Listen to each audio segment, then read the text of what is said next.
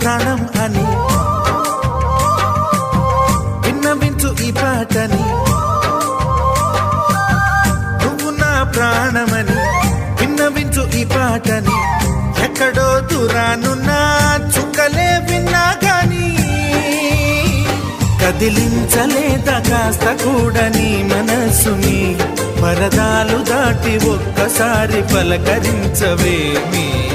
అందరినీ ఇలా వెంటపడి అడగాల సరదాగా నువ్వే ఎదురైతే సరిపోదా. నిద్రపోతున్న రాత్రి నడిగా గుడికి చేరిన గువ్వల నడిగా